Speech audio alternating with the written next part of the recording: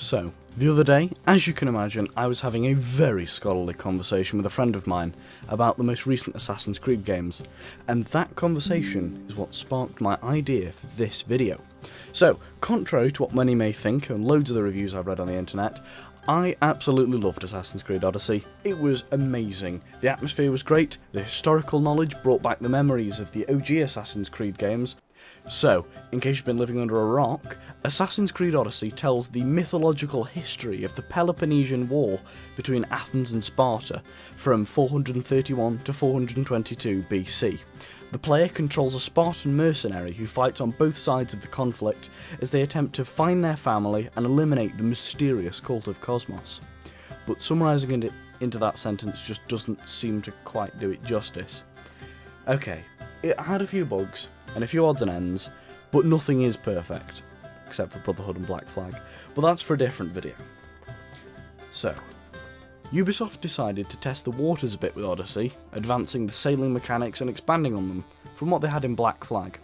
I liked it, others not so much.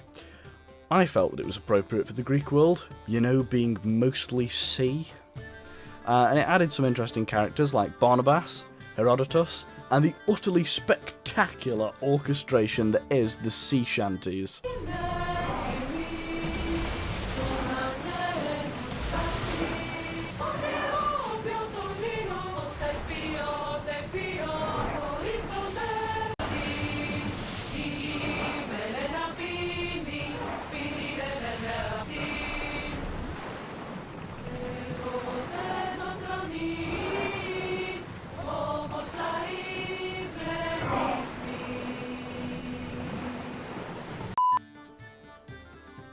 So, another argument I see against Odyssey is that there's too much to do. Firstly, that just means there's more game for you to play. And then secondly, no one is forcing you to play it, although that might just be my platinum trophy for PS4 speaking. Anyway, which is Greek for rubbish.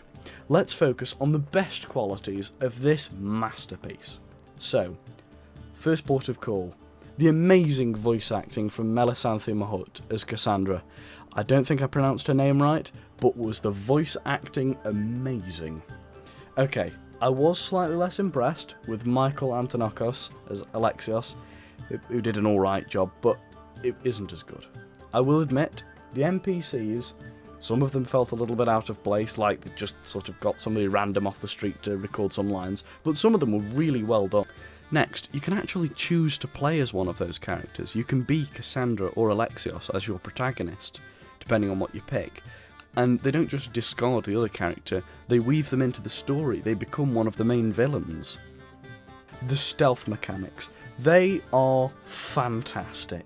It's the best the stealth has ever been in any of the Assassin's Creed titles. I think I could make a whole video about how much I love that, but for the sake of keeping you watching this one, the graphics and the scenery is phenomenal. I'm putting pictures of it on screen now for you, but it was awesome. Forget was, it is awesome. And to render such a huge map, as one of the earlier complaints was, there's too much to do. To render such a huge map, and all the cutscenes in such amazing detail is just fantastic, really. Okay, now I shall tone it down slightly before I pass out. The DLC. Apparently it's good, and I'm still trying to save up for it. It's a stupid amount of money. Sorry, but I'm told it's alright. Moving on. Just kidding. I think the length of the game may be pushing it slightly with an extra 28 hours for $20 US, which, in real money for my British audience, is £15.31. So, the ending of Assassin's Creed Odyssey. It is in some of the DLC. Luckily it's the free one. But it ties together Assassin's Creed Odyssey and Assassin's Creed Valhalla, which I may make a video on. By the way, recently finished it. That's also an amazing game. The ending of Assassin's Creed Odyssey. It sees the Spear of Leonidas lose its power, and it gets given by Cassandra to Herodotus, who takes it with him. Interestingly, you can find it in Assassin's Creed Valhalla. It's not a bad weapon. Although it does make you wonder, how does that work out lore-wise, considering we see Layla in the real world take the Spear of Leonidas and have it. So, Anyway, might just be an Easter egg.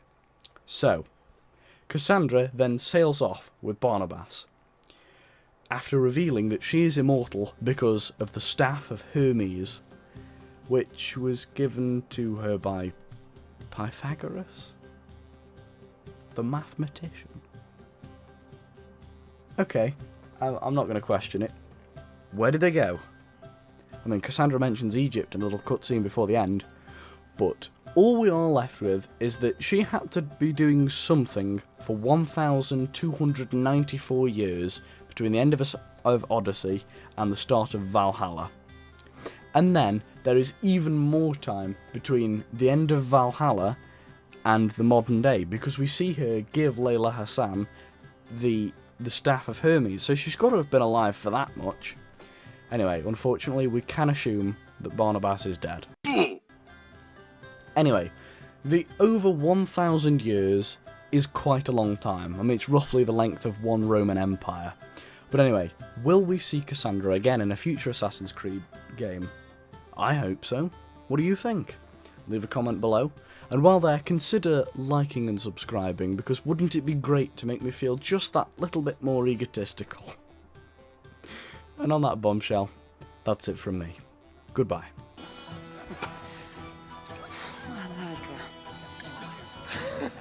Well, you really are drunk. Now you're just spouting nonsense. No, it's a Greek swear word. It's malaka. Malaka. Malaka. Malaka. Malaka! That's it! You got it!